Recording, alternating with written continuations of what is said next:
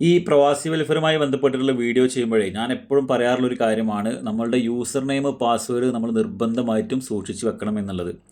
നമുക്ക് Norka റൂട്ട്സിൻ്റെ Norka I D പോലെയല്ല പ്രവാസി ക്ഷേമനിധി പെൻഷൻ എന്ന് പറയുന്നത്. നോർക്ക ഐ ഡിയുടെ യൂസർ നെയിം പാസ്വേഡ് നമ്മൾ മറന്നു കഴിഞ്ഞാലും 3 വർഷം കഴിഞ്ഞാൽ പിന്നെ ആ നിലവിലുള്ള നോർക്ക ഐ ഡിയുടെ കാലാവധി കഴിഞ്ഞു. പിന്നെ അതുകൊണ്ട് യാതൊരു കാര്യമില്ല, അതിൻ്റെ വാലിഡിറ്റി തീർന്ന്. പിന്നെ അടുത്ത വർഷം അല്ലെങ്കിൽ ഈ ഒരു നിലവിലുള്ള നോർക്ക ഐ ഡി തീരുന്ന സമയത്ത് നമ്മൾ പുതിയൊരു നോർക്ക ഐ ഡി എടുത്തു കഴിഞ്ഞാൽ നിലവിലുള്ളത് പുതുക്കാം, അല്ലെങ്കിൽ പുതിയ നോർക്ക ഐ ഡി നമുക്ക് എടുക്കാൻ സാധിക്കും. രണ്ടിനും ഒരേ ഇതാണ്. പുതിയത് എടുക്കുകയാണെങ്കിലും നിങ്ങൾ നിലവിലുള്ളത് പുതുക്കുകയാണെങ്കിലൊക്കെ വാല്യൂ ഒന്ന് തന്നെയാണ്. പക്ഷേ പ്രവാസി ക്ഷേമനിധി പെൻഷൻ അങ്ങനെയല്ല. നമ്മൾ വൺസ് ഇതിൽ ഒരു അക്കൗണ്ട് എടുത്ത് അല്ലെങ്കിൽ ഒരു അംഗത്വം എടുത്തു കഴിഞ്ഞാൽ നമ്മളുടെ ജീവിതാവസാനം വരെയും നമുക്ക് ആ ഒരു സംഭവം നിലനിർത്തി കൊണ്ടുപോകേണ്ടി വരും.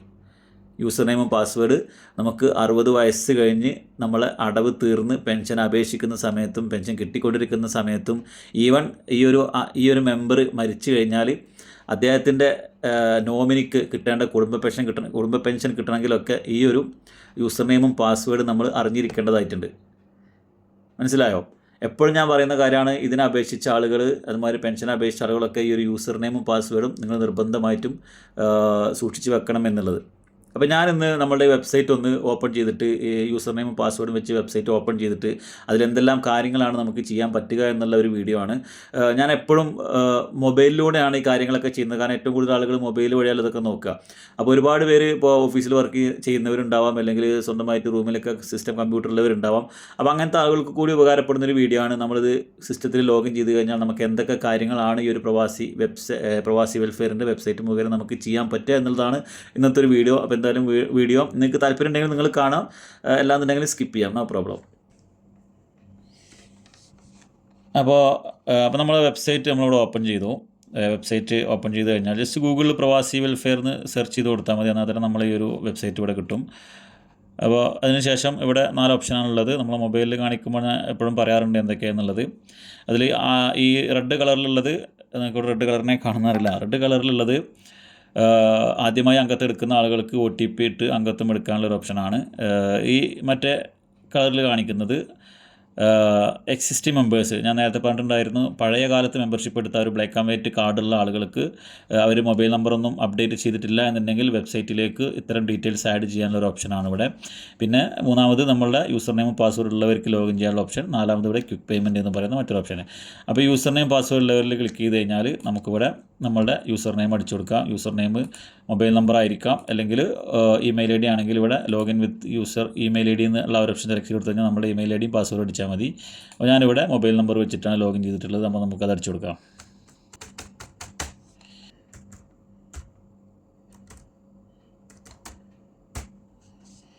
അപ്പോൾ ഞാൻ അവിടെ പാസ്വേഡ് അടിച്ചു കൊടുത്തു.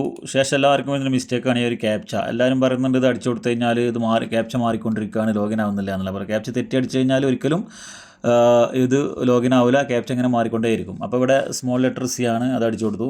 പിന്നെ ക്യാപിറ്റൽ ലെറ്റർ G ആണ്, അത് അടിച്ചു കൊടുത്തു. പിന്നെ Q ആണ്, Q അടിച്ചു. പിന്നെ X, പിന്നെ ലാസ്റ്റ് വരുന്നത് 7 ആണ്. അപ്പോൾ ഇത്രയും ഡീറ്റെയിൽസ് അടിച്ചു കൊടുത്തു. ശേഷം നമ്മൾ ലോഗിൻ ചെയ്യാം. അപ്പോൾ ഫസ്റ്റ് തന്നെ നമ്മൾ ലോഗിൻ ചെയ്ത് കഴിഞ്ഞാൽ ഇത്തരത്തിലൊരു നോട്ടിഫിക്കേഷനാണ് വരിക. ഇത് നമ്മൾ മൊബൈലിൽ ലോഗിൻ ചെയ്താലും സിസ്റ്റത്തിൽ ലോഗിൻ ചെയ്താലൊക്കെ ഇതാണ് വരിക.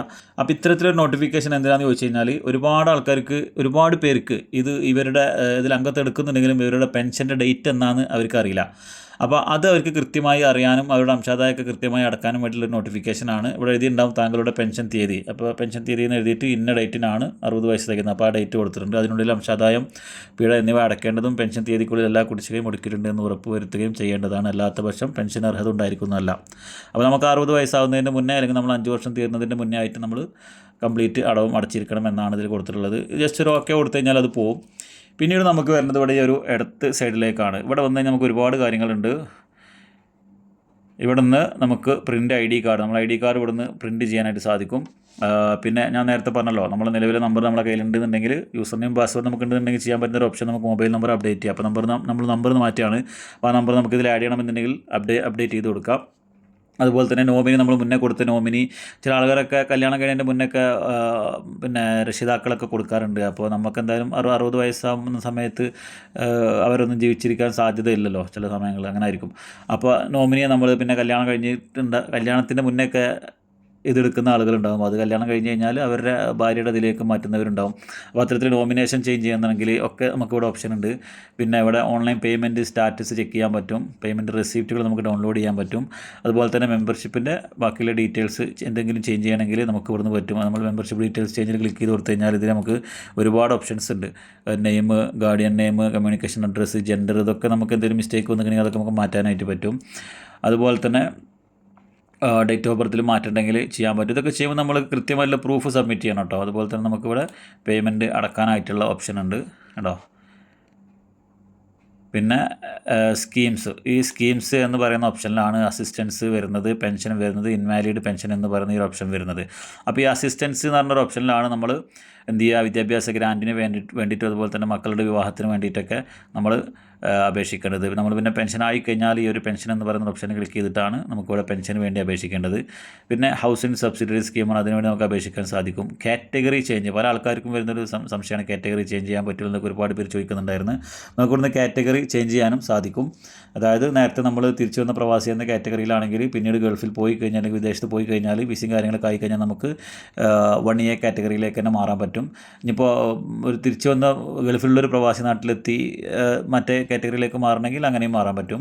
പിന്നെ മിസ്സിംഗ് ചലാൻ അപ്ഡേഷൻ, ഇതൊരു എന്താണെന്ന് വെച്ച് കഴിഞ്ഞാൽ നമ്മുടെ പഴയ കാലത്ത് നമ്മൾ ബാങ്കിൽ കൊണ്ടുപോയിട്ട് ചലാൻ വെച്ചിട്ട് അടക്കുകയായിരുന്നു ചെയ്തിട്ടുണ്ടായിരുന്നു. അപ്പോൾ ചില ചലാനൊന്നും ഇതിൽ കയറാത്തതുണ്ടാവും. അപ്പോൾ അന്ന് അടച്ച ചലാൻ്റെ കോപ്പിയോ PDF ഒക്കെ നമ്മുടെ കയ്യിലുണ്ടെന്നുണ്ടെങ്കിൽ അത് നമുക്ക് ഇതിലേക്ക് ആഡ് ചെയ്തിട്ട് മിസ്സിംഗ് ചലാൻ, അതായത് ആ അടവ് ഇതിലേക്ക് കൃത്യമായിട്ട് രേഖപ്പെടുത്താനായിട്ട് സാധിക്കുന്ന ഒരു ഓപ്ഷനാണ്.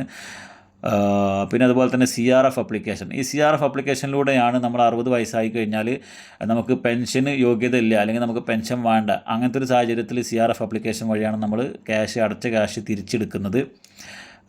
പിന്നെ അതുപോലെ തന്നെ ആധാർ അപ്ഡേഷന്, അപ്പോൾ നമ്മൾ പെൻഷൻ പ്രായം എത്തുന്നതിൻ്റെ മുന്നേ ആധാറൊക്കെ അപ്ഡേറ്റ് ചെയ്ത് കൊടുക്കേണ്ടതുണ്ട്. അപ്പോൾ 2020 മുന്നേ അല്ലെങ്കിൽ 2023 മുന്നേ ചെയ്ത ആളുകളൊന്നും ആധാർ അപ്ഡേറ്റ് ചെയ്തിട്ടുണ്ടാവില്ല. അപ്പോൾ ആധാർ അപ്ഡേറ്റ് ചെയ്യേണ്ടതായിട്ടുണ്ട്. പിന്നെ ഫോട്ടോ സിഗ്നേച്ചർ നമുക്ക് ചേഞ്ച് ചെയ്യാൻ പറ്റും. ഇമെയിൽ ID അപ്ഡേറ്റ് ചെയ്യാനായിട്ട് പറ്റും.